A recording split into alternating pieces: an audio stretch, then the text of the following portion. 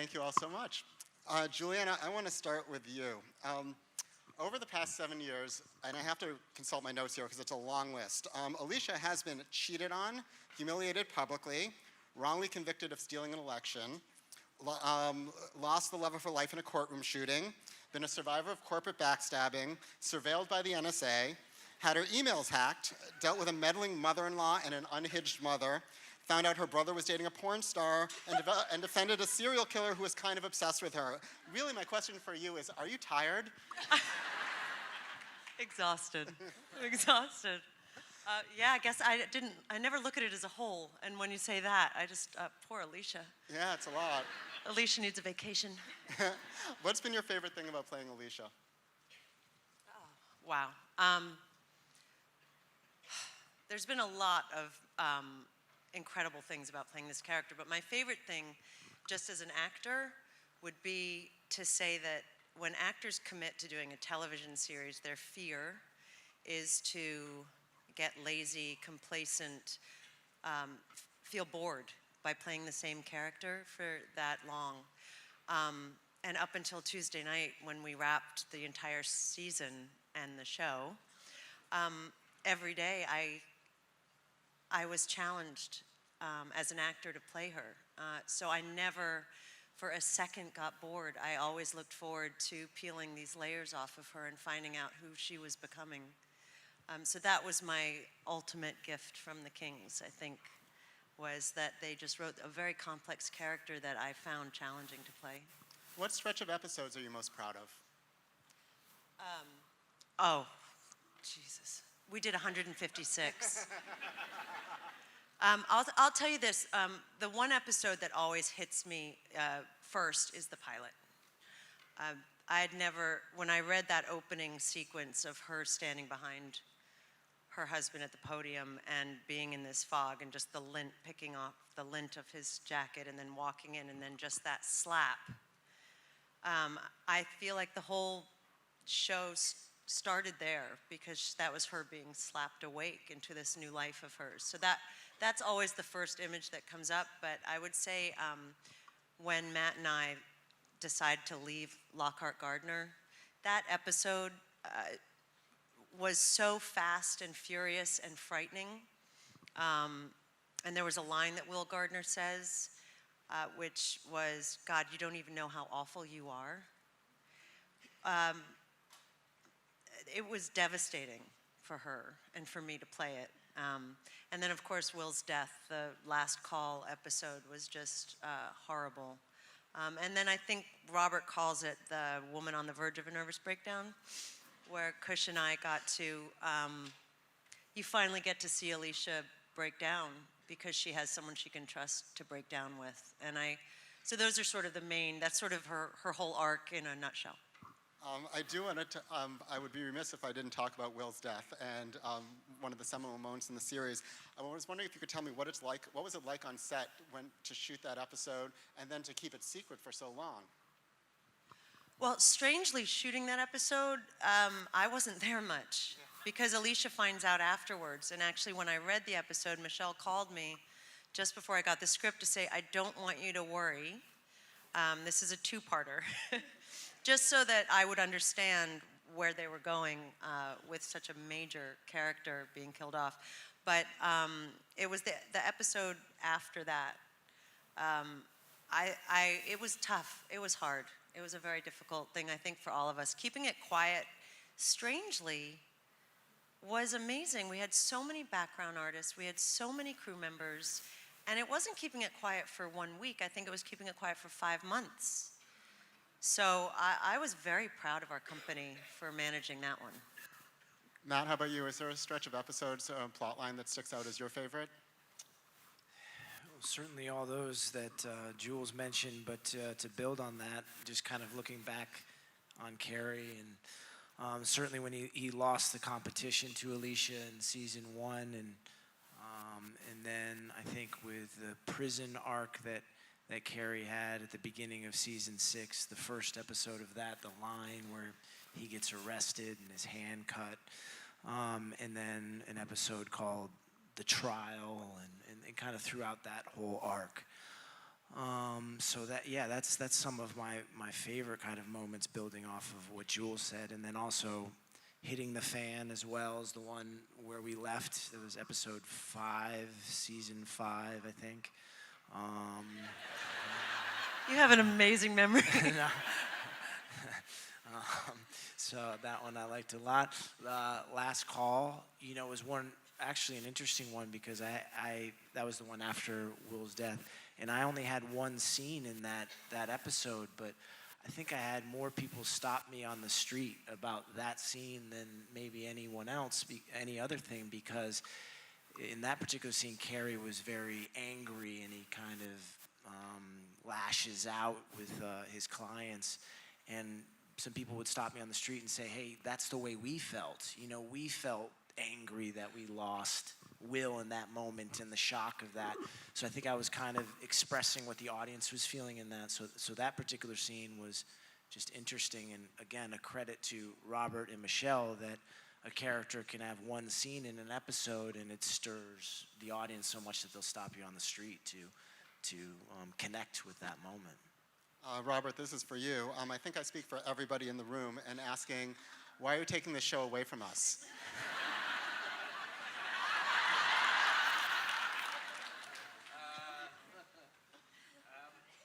Well, it felt like a show that had to end. It didn't feel like a show that you could keep. Talk into the mic, Robert. Into the mic. I don't know if the mic's on. Is it? There you go. It felt like a show you had to end. It didn't feel like a show that you could keep having crazy things happen to you and have it, at a certain point, you escape the realm of probability. And so that Michelle and I had always from the beginning committed to doing a certain amount ourselves, and it helps you write to know you're in the middle of the story, Will's death. We actually thought there would be a death in the middle of the story. We didn't know it would be Will until Josh Charles wanted out of his contract. And then it was like, Michelle and I looked at each other, yeah, damn it. Fuck him. No. He completed his contract, Michelle. No, but we thought... that's going to go crazy. We thought it was going to be killing one of the children. It was awful, but we thought there would be this horrible moment in the middle of the series, and then it would kind of be this demarcation between the first half and the second half. It just helps you write if you know you're writing towards something. Michelle? And just to build off of that, I think what's nice is that the fans have closure on the show, and like knowing that the show is coming to an end. I know people are sad, maybe it's going away, it's their favorite show, but I do think that there's a huge benefit in knowing that this is the end and fans are going to have that closure, because you don't get that always with television shows. People get so invested in these shows, and then when it goes away and gets canceled, and you're like, whoa, that was the last show? You guys get a chance to wrap it up in the way that you want to wrap it up, which is so powerful, not only for everybody, but for the fans as well, to get that closure. Michelle, talk to me about who was the character that surprised you most in terms of development over the series? I would say it was both Carrie and Diane, because when we conceived of the show, they felt like antagonists to Alicia. But then Matt was so spectacular, Christine was so wonderful, that basically we fell in love with our antagonists, and suddenly they became protagonists, and then you had to invent bad guys. And same question to you, was there a stretch of episodes that you're most proud of? I would say the ones that were mentioned around the 5th episode where Will died and we saw the aftermath are particular favorites, but occasionally I will catch bits because we're asked to look at things and pull clips, and suddenly I've completely forgotten scenes. It's like, oh, I love that. So things do keep coming up. Everything with Alicia and the children has a special place in my heart. Are there any storylines that didn't turn out as well as you hoped? I will mention one. We had Jason O'Mara in the 5th season, and that was a story that was well plotted out. And he was meant to start as kind of a bad guy and a tough guy, and then he was going to remain past Will's death, and he was going to be the one to comfort Alicia.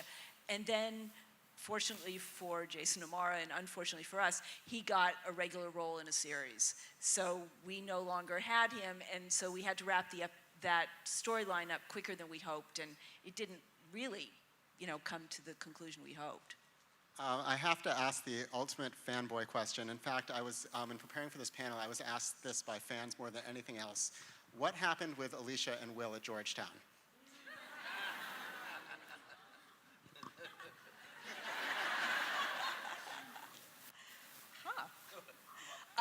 You sure? We always thought this was a relationship about bad timing.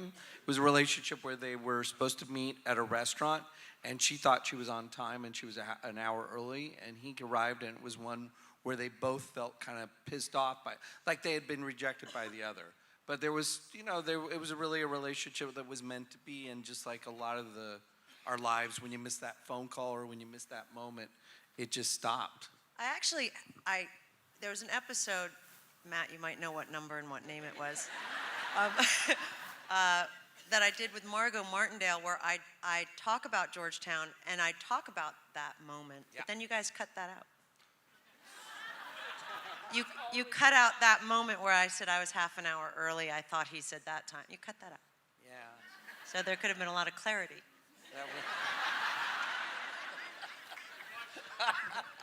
Speaking of, are there any plot lines that you guys left on the cutting room floor that are kind of notable? There was a really good and very expensive sequence in our second season. I think it was, yes, where it was supposed to be like a Godfather meeting of the 5 families, and it was supposed to be Chris Noth, his campaign manager, Titus Welliver, his campaign manager, and Anika Nani Rose and her campaign manager. And there was so much talent, you could just, our producer kept kind of adding up the money in her mind. And it was this sequence that ran through her episode because she directed it. And it was wonderful, but we found that we were cutting so many other things to make it work. We just dropped it. And we put it online as its own self-contained thing. I would say that one. Anything else? Kush, I want to turn to you. As the newest member of the cast, what was it like joining the cast for you this past year? And had you been a fan beforehand, or did you come to this kind of new? Had I been a fan beforehand? I'm a humongous, they're all laughing at me because I'm a humongous Good Wife fan. And I started watching this show back in the UK when, not long after leaving drama school, and I'd watch it on a hangover. And I just thought it was just one of the best shows that we were getting from the US, and got completely addicted to it, never knowing that I would end up in the show. So there is no other show that I have geeked out on other than this show, and then I happen to end up on that show. So just the thing of moving here to New York permanently and walking onto set the first day was mind-blowing for me. It would have been anyway as an actor, because, we have such a wonderful setup of a team there, but it was too much for me to know all the sets. I mean, I even recognized some of the extras. It was just embarrassing, and Jules would just laugh at me all the time because She knew every judge. We'd be reading the script for the next one. She was like, "Oh, that's the judge that blah, blah." I was like, "Which one?" And she knew every single judge. And you feel like you know people when, of course, you don't know them at all. Like, I felt like I knew Matt really well, which can be, inappropriate, or you see Michael J. Fox is there, and Christopher McDonald is there, and there's all these amazing people, and you feel like you know them as characters and as actors, and of course you don't. So my fan brain was always, I can understand. It'd be like if I was cast on the show. That's exactly what it would be like. Tell us, what was it like to have Matthew Lillard serenade you? It was wonderful. It was hilarious because, of course, in my brain, this is what I mean, it's another example, I know him from Scream. And I was in school, and there was Scream, and there was Matthew Lillard, and I know him as the voice of Scooby-Doo. So I guess it was like being serenaded by Scooby-Doo. What's the one thing that audiences would be surprised to learn that goes on the set and behind the scenes? I think because the show is very dramatic, you know, it has these amazing like moments of comedy within what it is. But I think because the show is full of such drama and such emotion, I think what a lot of people don't realize is that we have a very silly set. I think that when you're working really long hours on something that, you know, takes a lot of time and dedication, especially when it's been running as successfully as long as this show, you can forget in your own mind that what you're doing every day is so much fun. And I think we have a lot of people that have a fantastic sense of humor at work, from the top right down to the bottom. Everybody knows how to have a joke or put on a funny accent or, you know, make everybody laugh at 1 o'clock in the morning in Jamaica, Queens. So I think that's helpful. Speaking of accents, your American accent is flawless on the Oh, show. thank you. How much training was that? Yeah, well, I don't know. I mean, the first, you know, when I first got here, I was very worried, and you want to get it right. And I really find it annoying when British people do bad American accents on TV. So I thought, I can't be that person. I can't be that person. But I think also we get a bit of a head start because we're brought up on, you know, the TV shows out here. We're brought up on Sesame Street and cartoons. So we're kind of from a young age messing around with this accent. So I did feel like I got a bit of a head start on that. Very, very cool. I want to go down the panel. I'll start with you, Robert. I'd love answers from all of you on these following questions. Who has been your favorite recurring character? Oh. I like the NSA guys. I think they've been a revolving troupe, but I really felt after Snowden. I mean, what I love about it is pointed satire, and yet they're enjoyable with their little YouTube videos they keep shooting back and forth. You know, it's that, and of the judges, Dennis O'Hare, because he started us off probably in a really good stead, and then of the lawyers, Patty Nyholm, the pregnant, you know, Martha Plimpton. I think she always felt like, oh, that is a way to look at female empowerment in a way where soft power is used to devastating effect. Michelle, how about you? You know, it feels impossible to say. There were so many wonderful, wonderful actors. We got to cherry pick from the Sopranos cast. I mean, it literally doesn't get better than that. And, you know, to have Jerry Adler amongst us, I mean, how do you not love that? So they were all kind of too good. Juliana? Yeah, I mean, the acting pool there. But I mean, just off the top of my head, working with Jeffrey Tambor, Margot Martindale, John Hickey, and Michael J. Fox, it was just one of those revolving doors where every day I was among masters of their craft, and I always say it was a master class in acting for me, because acting's reacting. So when you're playing with the best, you raise your bar. So there really wasn't. I mean, Mary Beth Peil and Stockard Channing, to be in a scene with those two women, you know, and to have Dallas Roberts as my brother. I mean, it was just stupid. It was. Matt, how about you? Well, and also on maybe just a different level, the personal level as well, is like you see Graham and Mackenzie, where they came as kids on the show, and then they're becoming adults and in college and almost out of college. And so on a personal level, you see that. Or Jeffrey Tambor was on our show, and then he's winning the Golden Globe for Transparent. And then to add on that, Michael J. Fox, and knowing not only who he is as an actor, but as a person, I think that's just...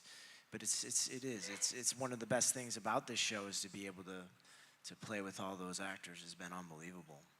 And Kush, how about you? Yeah, I just think everyone. It's a knockout every day. Yeah.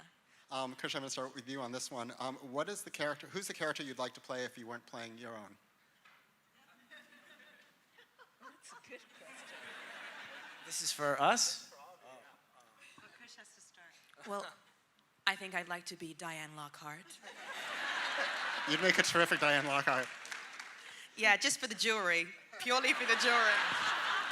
For the statement necklaces alone, you would be Diane Lockhart. Fair enough. Matt, how about you?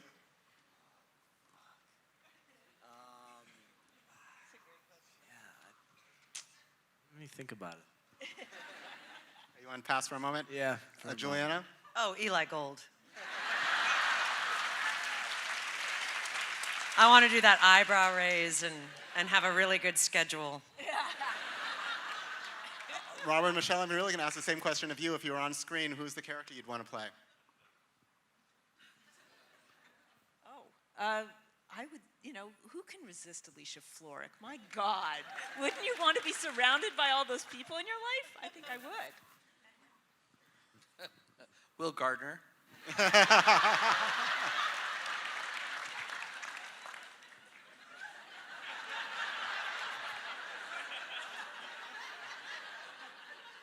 Matt, you don't get a pass on this one. Oh man, I'll say Michael J. Fox's character just because he was so manipulative, and I love that piece about him, that character.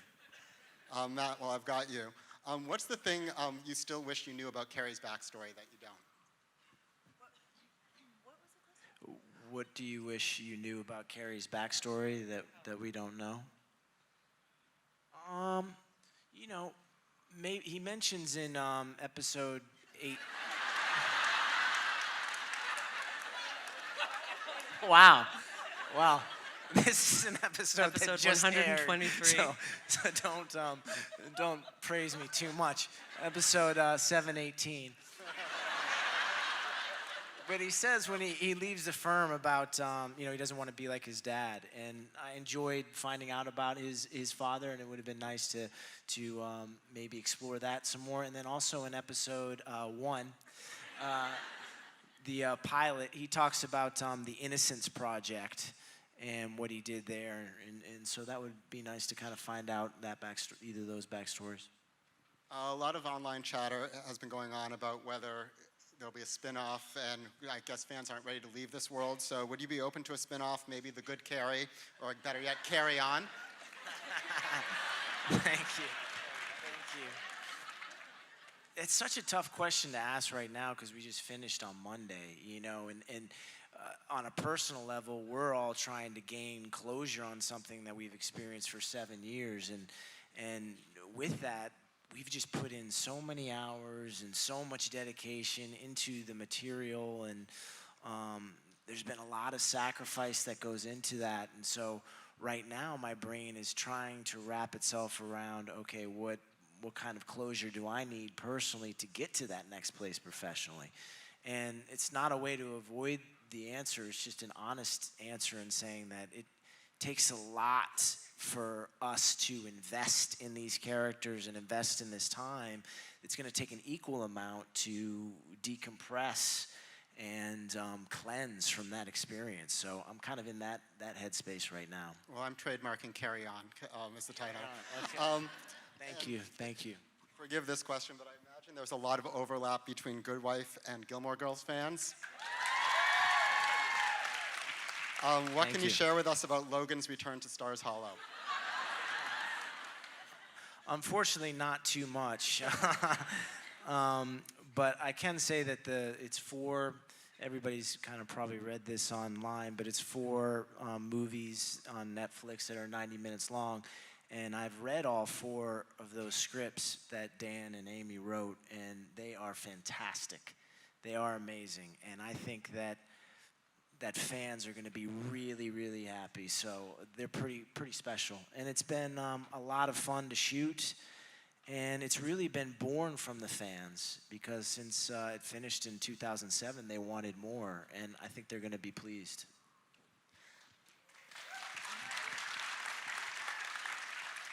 Juliana, I want to talk about the show's legacy. And since The Good Wife launched, modern female empowerment on TV has really taken off. You see that with Shonda Rhimes' shows. And how do you think The Good Wife has influenced other female characters on TV? Give me a year off so I can watch TV, and I'll let you know that. Honestly, I mean, I don't. I can only guess that it's because they saw a successful show with a female lead that allowed studio executives to say yes to scripts that probably had been sitting around for a long time. I mean, I think it's a testament to the writing and people watching the show to say, yes, actually women leads are watched, and it doesn't necessarily mean that it won't be a hit. So I think it opened doors for women all over the place in television, but I feel like Kira Sedgwick, when she did The Closer on TNT, even though it wasn't network, I feel like she started that movement because it was the highest rated show on TNT, and it was their cash cow. So by the time Good Wife came along, I felt like network was slowly starting to get it, but I wouldn't want to take the credit for it. I don't think I can. Speaking of the fans, what has been your most memorable fan encounter? Are you talking to me? Well, there's been a few. I guess my favorite one was my husband and I were at a Broadway show, and during intermission we went to get a glass of wine or something at the bar, and a man was online behind us, and he said, so I think this was year 3 of the I don't know what episode we were shooting exactly. And this man said to me, grabbed my arm and said, I'm in the middle of a divorce. You must come to court on Monday.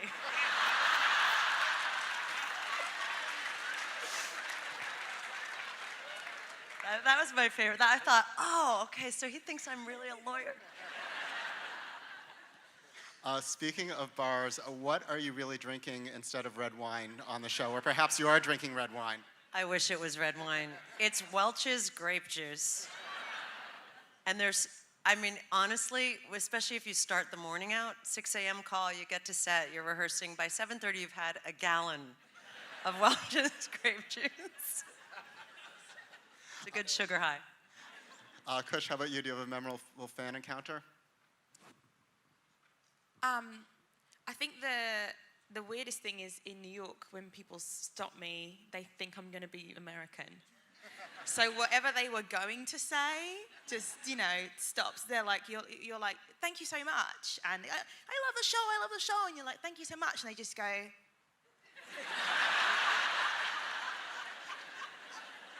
are you Luca?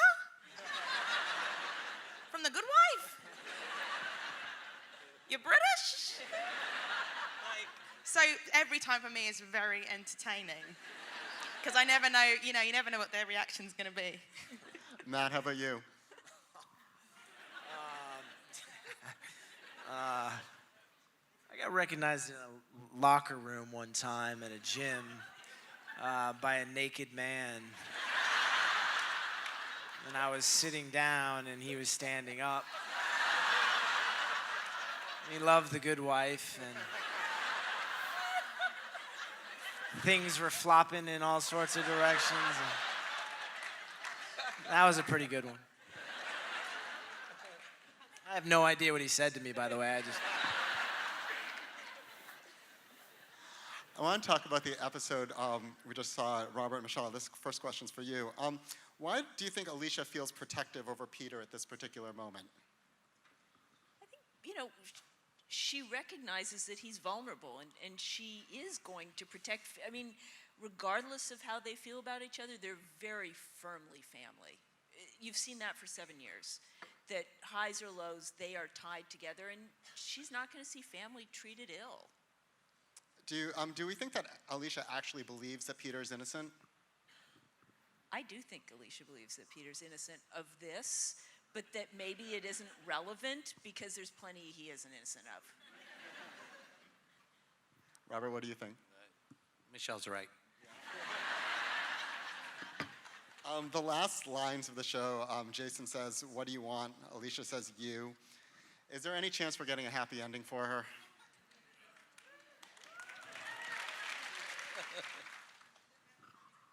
Sure. There's always a chance.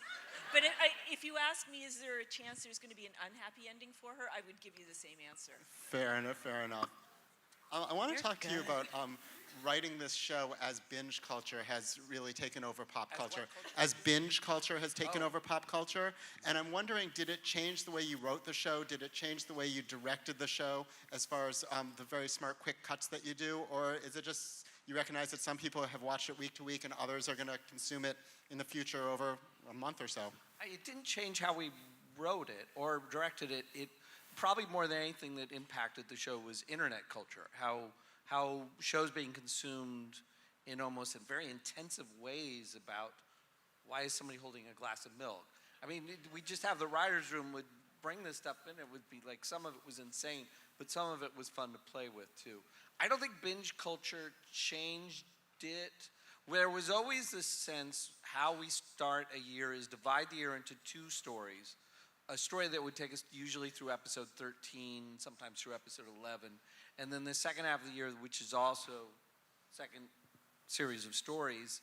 And that was something that preceded binge culture, because you're trying to aspire to some of the great storytelling on cable, which has smaller chunks. And so it allows you just to kind of create stories that are beginning, middle, and ends within 11, 12 episodes. You mentioned the internet, and of course, this show has been very revolutionary in the subject matter that it's tackled. And it's been interesting to me, like, for example, where does the name Chum Hum come from? Well, that was awful. We had a very good name for a internet firm, like a Google, and then as with most of the things, you have to clear them because there might be a business out there that has that name that will sue you. So I think they came back with like 12 possible names, right? Actually, what we came up with did not clear, and then we tried about 30 more, without exaggeration, until we finally got to Chum Hum, which we all kind of, okay, it's Chum Hum. And now, by the way, that feels so natural, and of course, Chum Hum. But you should have With seen the chumming. actors the night we got that rewrite. Because you get the rewrite so late, because just the names have to pass legal, and then you're like, I have to speak in court, and then every other word is Chum Hum. And we kept getting it wrong. I mean, you should have heard the chubby, I mean, it was, You chose to fictionalize the technological universe in that you created something called Chum Hum, and all these tech companies had different names. The political universe, however, especially this year, you've really dove into what's going on in real life. And what was it like, writing with Hillary Clinton as the candidate in the backdrop of the plot lines you were writing? It's difficult because of equal time restrictions. We always wanted the show to feel like it was echoing what was happening today, no matter what, whether it was about religious liberties and versus gay marriage, and you just tried to stay as current as you can. So, I mean, obviously, if we knew the rise of Trump, I mean, that would hopefully be brought more and more into the narrative. It's been interesting. Let's just leave it at that. There's one particular plot line where Hillary and Peter are competing in the Iowa caucus, and I'm sure you filmed that before the Iowa caucus, so like where your fingers crossed, like I hope our fictionalized version of this holds up in the real world. We were, because I think we still had O'Malley in the race then, right? And we were just, he was still in the race when we wrote it. And, the closest we shoot these things 2 months, maybe 6 weeks before they go on. But there is the ability in ADR, which is the recording you do just before. Sometimes that recording is 3 days or 4 days before it's broadcast. So you do have the ability to change things at the last moment. But yes, we had our fingers crossed on that one. All right, talk to me about your philosophy on finales. Do you feel like a finale has to wrap up all the loose ends, or are you aiming for something a little more nebulous?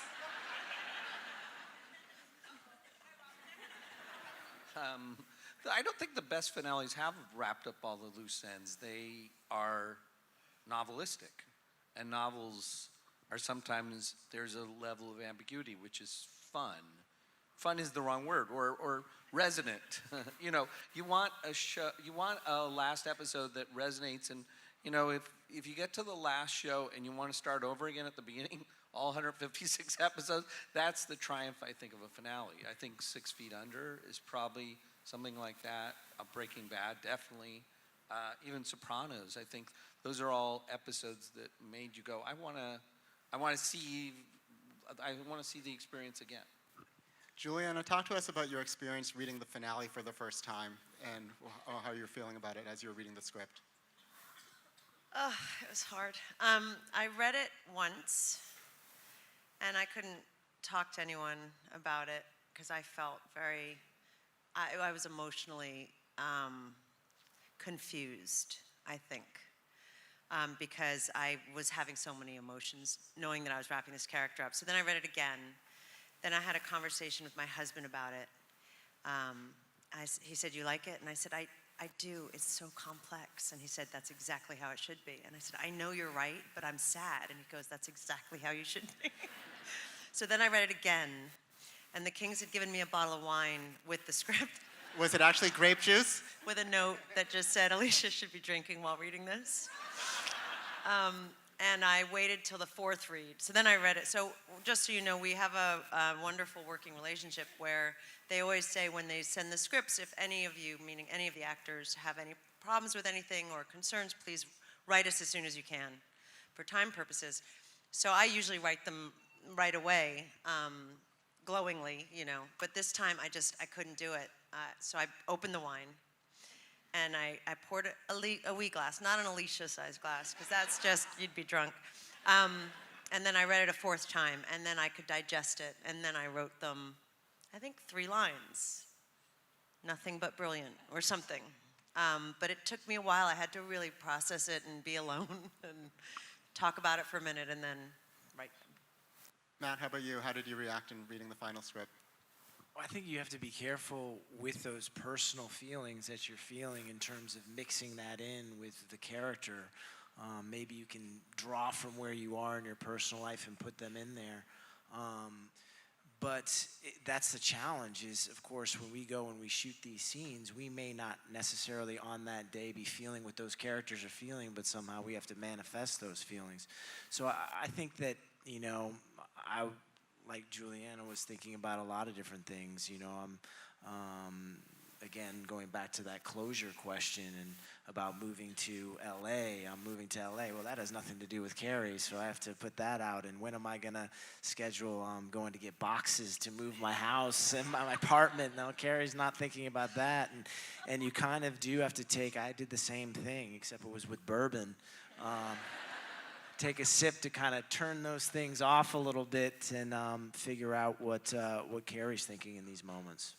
And Kush, what were you drinking when you read the final script? Oh, everything. I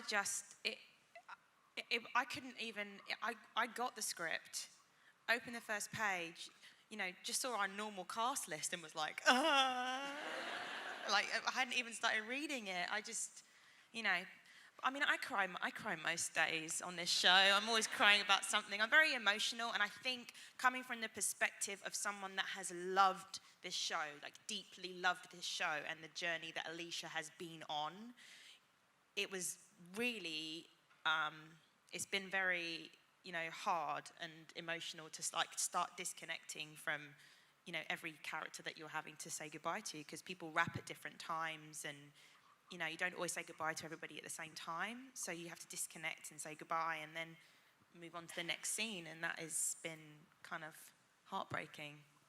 Yeah. Robert and Michelle, there have been some reports on the internet over the past couple days that Josh Charles may be returning for the finale. Do you have any comment about that? Yes, there have been rumors, haven't there? I've heard that rumor. I have also heard other rumors about the finale. I will share those. Heard that Peter was going to be starting another affair. I heard that Alicia and Eli kissed. I heard that Alicia and Jason ran off happily together. And I heard that Michelle Obama guest starred. And I will tell you that one of those is true. You heard it here first. Michelle Obama is on the finale of The Good Wife. Juliana, what do you want from Alicia? How do you want this show to wrap up for Alicia? Well, it already did. I mean, you haven't seen it yet, so my feelings are out. It's been done. You know, I just want her to stay true to herself and try not to worry about who she was in the beginning of the series and to see the development she's made, but without becoming hard. You know, I think Alicia sort of, there was a slippery slope for her along the way, and there was a lot of animosity with her and Carrie over, you know, power plays, and I think ultimately she really is a good girl. But I think she's gotten to a place where she doesn't care what anyone thinks. So it's a fine line between loving someone and hating someone. I'll love her forever. I wish I had her answers all the time. More what? No more restaurants. What happened in the restaurant? I think there was a very explicit Oh, I did a scene. hand job. And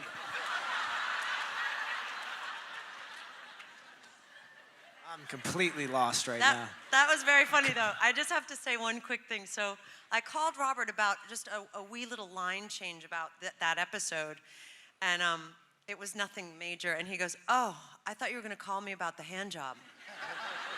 And I said, "No, I'm fine with the hand job." He goes, "Oh, thank God." And that was the end of the conversation. Well, as long as you brought it up, what is it like to film a scene like that? The hand job? Yeah. Well, poor Jeffrey. He was so looking forward to that scene. And he came to work and he had his fever and he didn't feel well and he was so bummed. It's just, I mean, it's ridiculous. You're, you know, under a table and then we kept saying, did Luca like go 3 blocks away to get the chips? When is Luca coming back? How long do I have to do? Anyway. I'm gonna go get some chips in the bathroom. Jeffrey, though, is so lovely and he's so easy and fun that we just laughed. I mean, you have to laugh through scenes like that. You can't do anything but laugh. Kush, as the mega fan on stage, how do you think fans are going to react to the finale?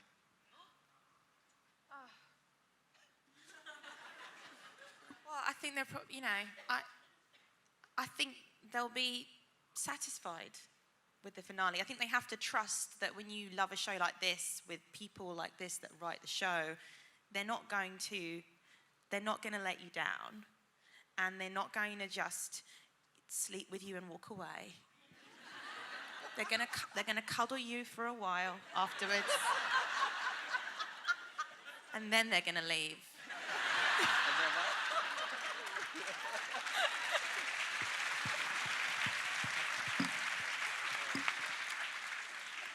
All right, final question, unfortunately, and this is, we're going to go right down the line, starting with you, Robert. Can you describe the finale to me in 3 words? no, this is silly.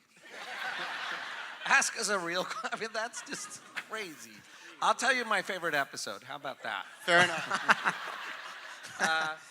I really liked. I think it was 223 when Matt. Am I right on that?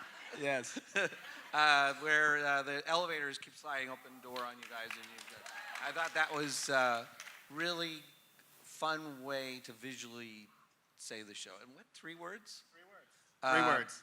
The end, unfortunately. I don't Michelle, think I don't have 3 better words than the end, unfortunately.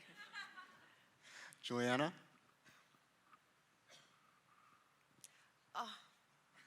3 words. Satisfying, uplifting, sad. How about you, Matt? Good wife, goodbye. More words. No, 1 word. Goodbye is 1 word. Come on. I did that for dramatic goodbye, just to punch it up a little bit. Goodbye is 1 word, right?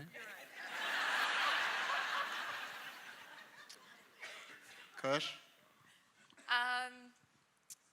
Happy, sad, sexy. We'll take that. Well, tonight, you already saw the first of the final 4 episodes of The Good Wife. The series finale, which is just making me sad to say those words, is May 8th at 9 p.m. on CBS. We hope you'll all check it out. And how about a big round of applause for the cast and creators?